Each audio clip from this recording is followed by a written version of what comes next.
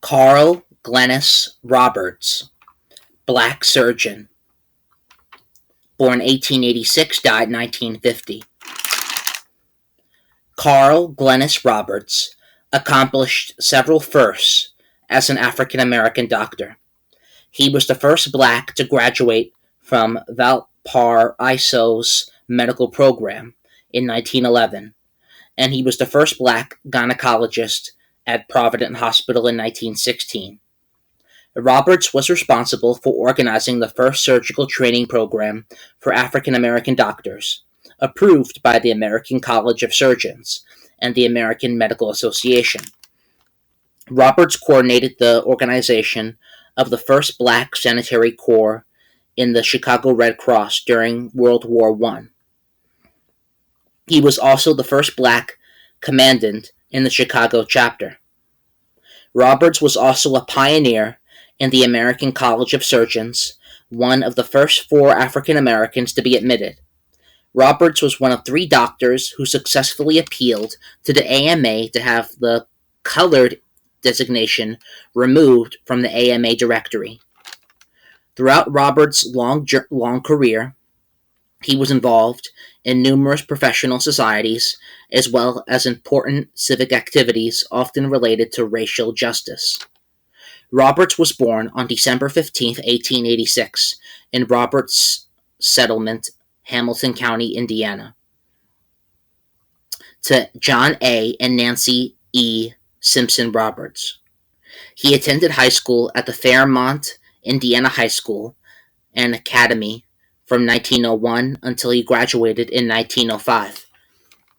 In 1907, Roberts entered Valparaiso University Chicago College of Medicine and Surgery. He was the first black to graduate from the program when he was awarded his MD in 1911. While he was a student, Roberts married Lucille Eleanor Williams on January 1st, 1908. They eventually had 2 children, Beverly Yvonne and Carl Glennis Jr. After graduation during 1911, Roberts began an affiliation with the German American Hospital and opened his own private practice. At German American, Roberts was a gynecologist, as well as an instructor of nurses. Roberts was affiliated with this hospital until 1917. In 1916, Roberts became the first black gynecologist at Chicago's Providence Hospital, a position he held until 1930. Roberts also was a gynecologist at Diversey Parkway Hospital from 1917 until 1923.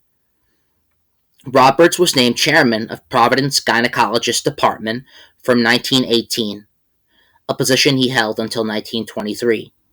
The year 1918 was a busy one for Roberts. That year he also reestablished his affiliation with the German American Hospital, a relationship that lasted 4 years. Roberts began serving as commandant of the Sanitary Corps of the Chicago Red Cross in 1918. He left that post in 1920. Also in 1918, Roberts did some postgraduate work studying at the Laboratory of Surgical Technique. In 1920, Roberts did further study at the Illinois Postgraduate School of Surgery, and a year later at the Chicago Institute of Surgery. By 1922, Roberts was the senior surgeon on the attending staff at the Chicago General Hospital. During this time period in 1928, Roberts traveled to Europe, observing medical techniques. He left Chicago General in 1929, and in 1930 became a courtesy staff member at St. Elizabeth Hospital, also in Chicago. In 1930, Roberts was also named the senior attending surgeon at Providence Hospital, where he was also involved in teaching. Roberts continued to increase his medical knowledge through education, first at Cook County Hospital from 1933 to 1934, and then at the University of Chicago Medical School from 1934 to 1935. In 1935, Roberts became the chairman of the Department of General Surgery at Providence Hospital, a post he held until 1941. In 1936, Roberts became a member of the senior attending surgical staff at Walter Memorial Hospital, a position he maintained until 1940. Roberts was also awarded the Distinguished Service Medallion from the National Medical Association in 1936 for his surgical work. In 1936, Roberts also was responsible for the organization of a five-year graduate training course in surgery for African Americans at Providence, the first recognized of its kind. Robert maintained a high level of activity in professional organizations throughout his career. From 1926 until 1937, Roberts was president of the National Medical Association. He represented the National Medical Association when he appeared before the Senate Committee on the Wagner Bill in 1940, and was a contributing editor to the association's journal.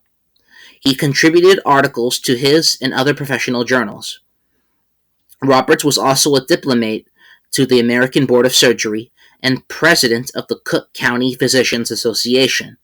Roberts was a member of the International College of Surgeons, American Medical Association, the Illinois Medical Association, the Chicago Medical Society, and several similar organizations.